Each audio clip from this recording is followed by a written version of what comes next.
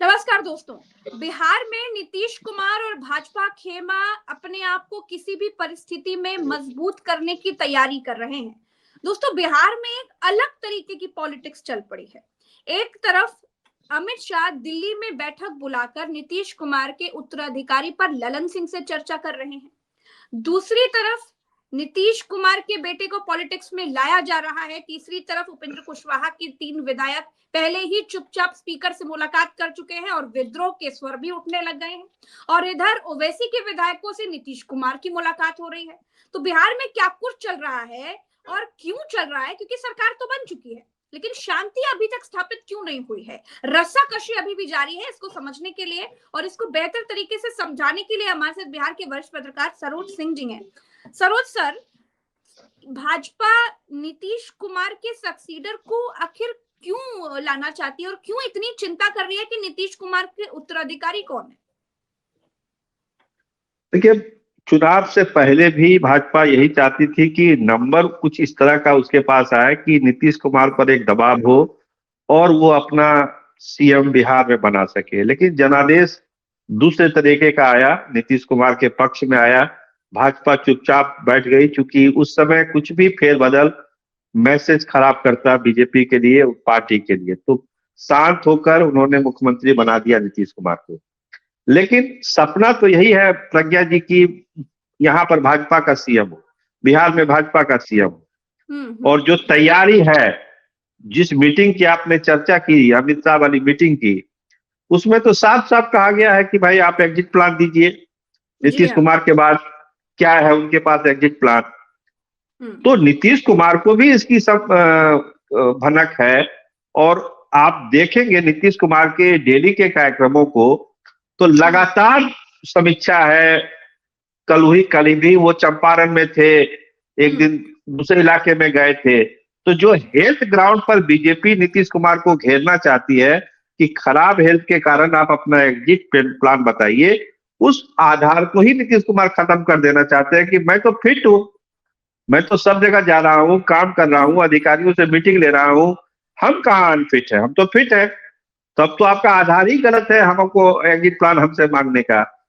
दूसरी बात, एक चीज और आपको बताया प्रज्ञा जी, भाजपा जिस चिराग की सीढ़ी से सरकार बनाना चाहती है, 19 विधायक, वही सीढ़ी है जो बीजेपी को अपना मुख्यमंत्री बनवा सकती है।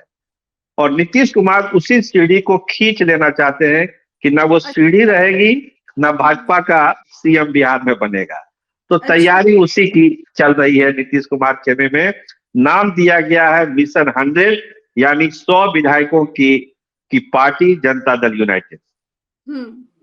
तो ये मिशन 100 पूरा करने के लिए नीतीश कुमार के सामने विकल्प क्या क्या है? ढेर सारे विकल्प है। अभी आपने बिहार को देखा ही कि AIMIM के सारे विधायक उनसे जाके मिले नीतीश कुमार से, और साफ साफ कहा कि जो सेकुलर ताकतों को दूर रखेगा हम उनके साथ हैं। IP गुप्ता पान पार्टी के, उन्होंने कहा कि हम नीतीश कुमार के अच्छे कामों पर ताली बजाने के लिए तैयार हैं। बसपा का जो विधायक है अकेला, वो भी तैयार है। और अभी जो उठल पुठल चल रही है उपेंद्र कुशवाहा के पार्टी में, आज ही उनके एक विधायक ने क्या कहा, रामेश्वर महतो ने, कि हमारा नेतृत्व का जो है नजर धुंधला हो गया है, नीयत धुंधली हो गई है। तो कहीं ना कहीं एक इशारा, जो 3 विधायक जो स्पीकर से मिले थे, वो चीजें आगे बढ़ रही है। और रामेश्वर महतो ने तो आज सवेरे सवेरे ट्वीट करके बिहार के सियासत को गरमा दिया। सीधा सीधा एक समझिए कि बगावत कर दिया उन्होंने उपेंद्र कुशवाहा के खिलाफ कि आपने अपने बेटे को बना के बड़ा गलत काम किया, धृतराष्ट्र हो गए आप। तो ये सारे लोग कहीं ना कहीं नीतीश कुमार से टच में है। और जब भी जरूरत होगी, एक बयान की और प्रज्ञा जी हम चर्चा करेंगे। कल जो नीरज कुमार का बयान था कि RJD के 18 विधायक उनके संपर्क में हैं, उनको वेट करने के लिए कहा गया है कि सही समय पर हम आपको न्योता देंगे। तो समझिए कि बिन मांगे विधायकों की बरसात हो रही है नीतीश कुमार के सामने। तो मिशन 100 तो उनका पूरा हो ही जाना है, दिक्कत कहाँ उनको। तो मिशन 100 पूरा करने के बाद ताकत नीतीश कुमार के हाथ में आ जाएगी। एकदम कमांडिंग पोजीशन में तो है ही, लेकिन मिशन 100 जैसे ही पूरा होता है, सबसे बड़ी पार्टी विधानसभा में वो होते हैं, तो हर चीज को वो अपने हिसाब से कंट्रोल कर सकते हैं। और जब कहाँ कमांडिंग पोजीशन में है सर? न तो गृह मंत्री उनका है और ना ही स्पीकर पद उनको मिला, तो कमांडिंग पोजीशन में तो भाजपा है, ताकत के साथ तो भाजपा बैठी है। नीतीश कुमार तो सिर्फ मुख्यमंत्री का चेहरा है।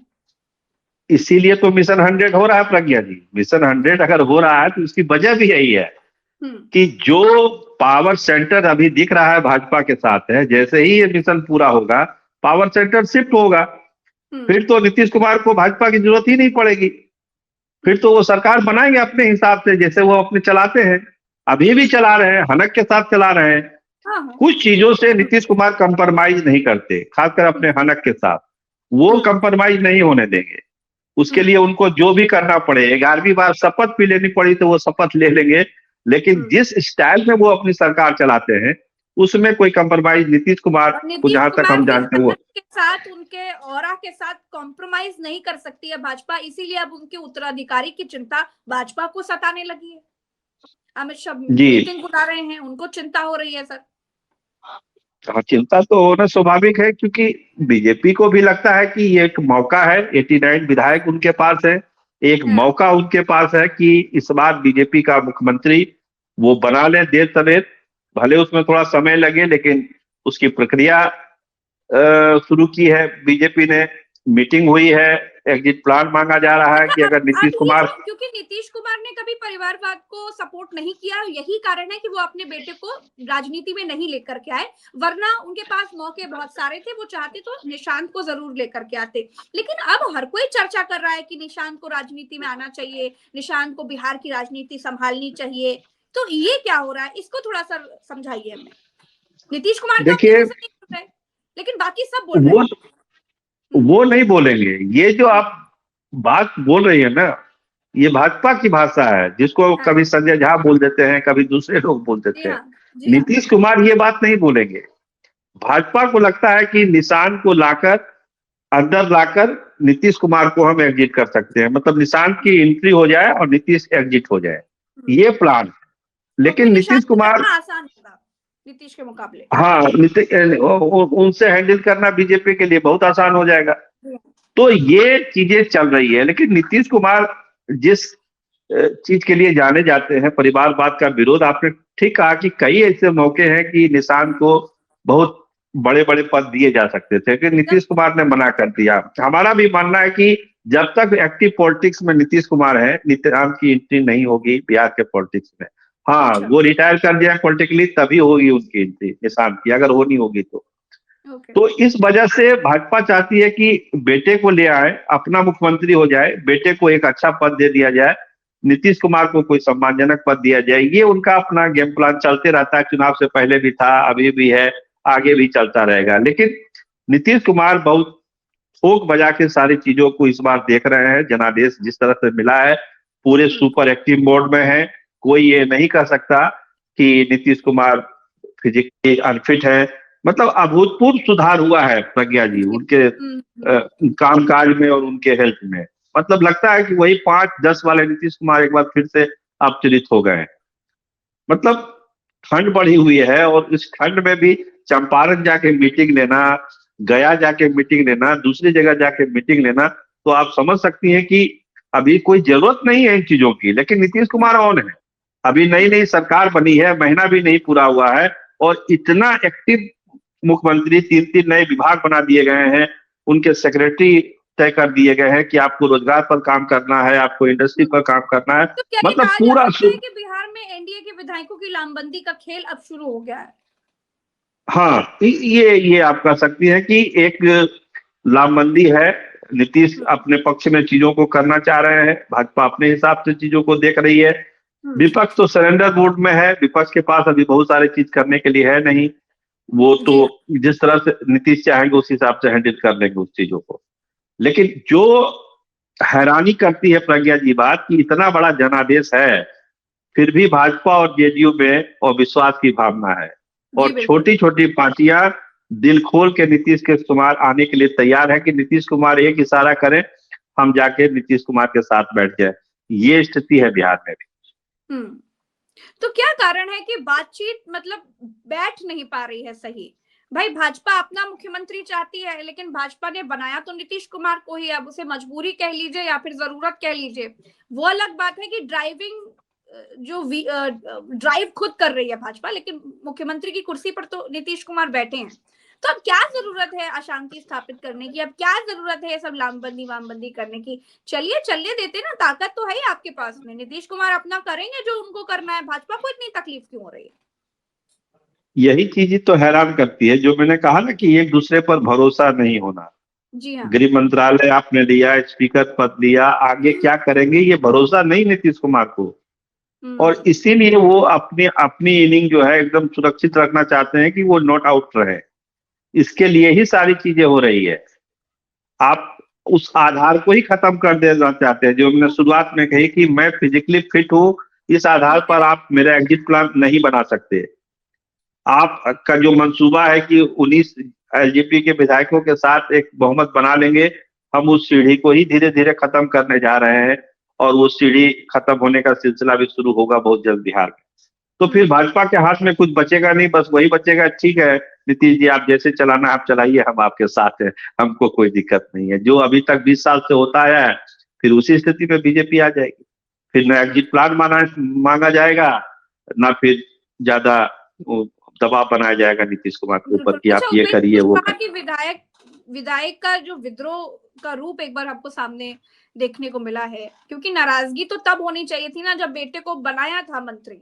ये बड़े दिन नहीं हो गए नाराजगी दिखाते दिखाते और दिखते दिखते सामने आते आते। देखिए प्रज्ञा जी, जहां तक हमारे पास जो खबर है वो यही है कि जो विधायक उनके जीत के आए थे वो इस पक्ष में नहीं थे कि उनके बेटे को बनाया जाए। हाँ, जरूर पत्नी के नाम पर एक सहमति थी कि वो चुन के आई है, आप उनको बना दीजिए, हमको आप मत बना रहे हैं, ठीक है कोई बात नहीं, अपनी पत्नी को बना दीजिए। लेकिन क्योंकि बेटा तो आपका कहीं चुन के आया नहीं है, तो उसके बनाने का कोई मतलब नहीं है, ये हमको सूट नहीं कर रहा है।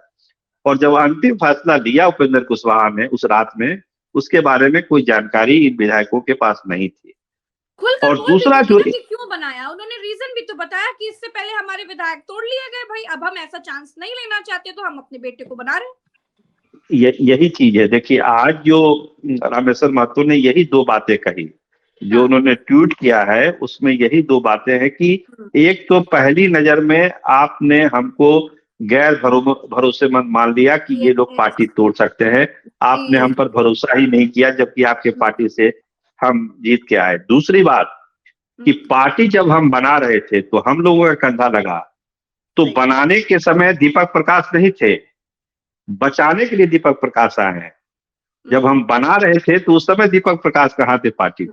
विधायकों का दर्द ये है कि जब पार्टी हम लोग अपने खून पसीने से बना रहे थे, उस समय दीपक प्रकाश नहीं थे बनाने में। अब आप कहते हैं कि बचाने के लिए हम दीपक प्रकाश को लाए हैं, तो ये तर्क जो है गले में उतर नहीं रहा है। ये कहना है रामेश्वर महतो जी का। आज सवेरे उनसे मेरी बातचीत हुई, उन्होंने अपना दर्द बयां किया कि देखिए कॉलोजियम सिस्टम की बात करते थे उपेंद्र कुशवाहा जी कि जुडिशरी में क्या हो रहा है, अब तो नेता का बेटा ही मंत्री हो रहा है। परिवारवाद का विरोध करते थे, ये तो लालू यादव से भी बड़ा परिवारवाद हो गया, तो हम लोग क्या करें, हम लोग को तो बोलना ही पड़ेगा। तो बहुत दर्द उन्होंने अपना सुनाया, ढेर सारी बातें हुई। सब बातें बोलना ठीक नहीं है, लेकिन उसका लबो-लुबाब यही है कि उपेंद्र कुशवाहा ने एक सही फैसला नहीं लिया दीपक प्रकाश को मंत्री बना के, और इसका विरोध वो लोग जारी रखेंगे। विरोध का स्वरूप क्या होगा, कितना बड़ा विरोध होगा, ये तो धीरे धीरे पता चलेगा। लेकिन जो उनका ट्वीट है उससे ये साफ है कि पार्टी के अंदर बहुत कुछ सब ठीक नहीं है, बगावती मूड में सारे लोग हैं। बिहार में भाजपा जो नंबर अपने पक्ष में करने को लेकर के होमवर्क में लगी हुई है, मेहनत कर रही है, इधर उधर से जुगाड़ ढूंढ रही है, उसमें कितना सफल हो सकती है, आपको क्या लग रहा है? कौन होगा? देखिए नीतीश कुमार की अपनी तैयारी है, भाजपा की अपनी तैयारी है। आप बिहार में बैठे हैं, आप बेहतर समझ रहे हैं, इसीलिए आप बताइए कि तैयारी बढ़िया किसकी चल रही है? नहीं देखिए, तैयारी बढ़िया तो कहिए कि तैयारी करने में तो बीजेपी आगे रहती है, लेकिन हमने कहा ना कि कुछ बाय डिफॉल्ट विधायक चाहते हैं कि हम जेडीयू के साथ ही जाए। तो हाँ। उसका तो आप कुछ नहीं कर सकते हैं। जैसे हम आईपी गुप्ता की बात करते हैं, उनको अगर दोनों में एक चुनना होगा तो वो नीतीश कुमार को ही नीतीश को चुनेंगे। चुनेंगे। बसपा वाले को एक को चुनना होगा तो वो नीतीश कुमार को ही चुनेंगे। और जिस उपेंद्र कुशवाहा के विधायकों की हम बात कर रहे हैं, उनको चुनना होगा तो वो जेडीयू को ही चुनेंगे। तो एक होता है कि स्वतः नीतीश का इस तरह का जादू बिहार में है कि उस जादू में सब लोग उनके साथ चले आ रहे हैं। मतलब बरसात हो रही है विधायकों की उनके ऊपर। जी हाँ। तो उनको तो बहुत बिना विशेष तैयारी किए हुए ही उनको विधायक मिल रहे हैं। हाँ, उनकी तैयारी जरूर है। जो चिराग वाली सीढ़ी है 19 विधायकों की, उस सीढ़ी को खींचने के लिए जरूर तैयारी है और नीतीश बीजेपी कुमार, उसको बचाना। नीतीश हाँ, कुमार वो नीतीश कुमार, खींचने की क्योंकि तैयारी करते जी, क्योंकि वो विधायक ही बीजेपी का आधार है। क्योंकि वो अगर माइनस हुआ तब तो बीजेपी किसी समीकरण से बिहार में अपना मुख्यमंत्री नहीं बना सकती। तब तो हैं। नीतीश कितना कुमार के, सफल होंगे नीतीश कुमार इस सीढ़ी को खींच पाने में? जहां तक हमारी खबर है, कोशिश तो शुरू हो गई है। कोशिश तो शुरू हो गई है उस सीढ़ी को खींचने के लिए, और अच्छा। बातचीत भी चल रही है। और हमको लग रहा है कि इस बातचीत में केवल नीतीश कुमार नहीं लगे हुए हैं, महागठबंधन के भी बहुत सारे नेता ऐसे हैं जो चाहते हैं कि ये सीढ़ी खत्म हो जाए। आपको लेकिन उस ध्यान सीढ़ी पर होगा कि अभी पासवान बैठे हैं ना, मोदी जी के। आपको आपको ध्यान होगा प्रज्ञा जी, आप तो दिल्ली बैठती हैं। अभी 10 जनपद में एक मीटिंग हुई थी, अल्लाह बरू और दीपांकर जी भी गए थे उस मीटिंग में। जी हाँ। जी हाँ। उसमें तो यही तय हुआ कि भाई चिराग को इस खेमे में लाइए। उधर क्या जी। कर रहे हैं चिराग पासवान? तो केवल नीतीश नहीं लगे हुए हैं, बाकी दूसरी पार्टियां भी लगी हुई है कि चिराग को इस साइड में लाइए, महागठबंधन के साइड में लाइए, और फिर एक नए सिरे से चीजों को देखिए, तभी तो चीजें बढ़ेगी। नहीं तो भाजपा, मोदी के हनुमान चिराग पासवान मोदी का साथ छोड़ेंगे? देखिए, मोदी के हनुमान की जो इच्छा है, परम इच्छा है, इच्छा नहीं परम इच्छा है कि बिहार के कमान उनके हाथ में आए। जी हाँ। और चुनाव से पहले उन्होंने, आपने सुना भी होगा, उनके लोग नारा लगाते थे कि बिहार का अगला मुख्यमंत्री किसको होना चाहिए। बिहार फर्स्ट, बिहारी फर्स्ट, मैं बिहार आके राजनीति करूंगा, बिहार में रहूंगा, बिहार से जी चुनाव हाँ। लड़ूंगा, जनरल सीट से लड़ूंगा। तमाम तरह की बातें वो कहते थे, लेकिन परिस्थितियां ऐसी बनी जिसको सब लोगों ने देखा। मिलके फिर चुनाव लड़े, उनके 19 विधायक भी जीते। तो दिल में एक कसक तो है कि बिहार की बागडोर उनके हाथ में होनी चाहिए। सही मौके की तलाश है। कोई हनुमान नहीं होता है राजनीति में, सब सही मौके की तलाश में रहते हैं। एक सही मौका हनुमान के ईमान को भी डगा देगा, हमको ऐसा लगता है। और देखिए जिस तरह से मुझे बिहार में सियासत अभी हो रही है, जिस तरह से जोड़ तोड़, मतलब सरकार बने अभी 1 महीना भी नहीं हुआ और राजनीतिक रूप से इतना अस्थिर हो रहा है राज्य, तो स्वाभाविक है हर कोई मौके की तलाश में है। चिराग पासवान भी वो मौका खोज रहे होंगे। जिस दिन वो मौका आएगा, ये हनुमान जरूर इधर से उधर कूदेगा, एक गाछ से दूसरे गाछ में आएगा। लेकिन बहुत तेजी से बिहार का घटनाक्रम, राजनीतिक घटनाक्रम बदल रहा है। और जिस तरह से छोटी छोटी पार्टियां नीतीश के साथ जा रही है, इसका मतलब है कि भाजपा और जेडीयू के रिश्तों में बहुत कुछ ठीक नहीं है। एक अविश्वास की भावना है, भरोसे का संकट है। और ये भरोसे का संकट अब लगता है इतना बढ़ चुका है जिसको पाटना बहुत मुश्किल है। चलिए, बहुत बहुत शुक्रिया सर, आपने समय दिया। दर्शकों का भी बहुत बहुत जी। आभार। तो सरकार तो स्थापित हो चुकी है, लेकिन शांति स्थापित नहीं हो पाई है। इसके पीछे क्या कुछ कारण है, उस पर चर्चा कर रहे थे। हम फिर मिलेंगे अगली चर्चा में। अभी के लिए इतना ही।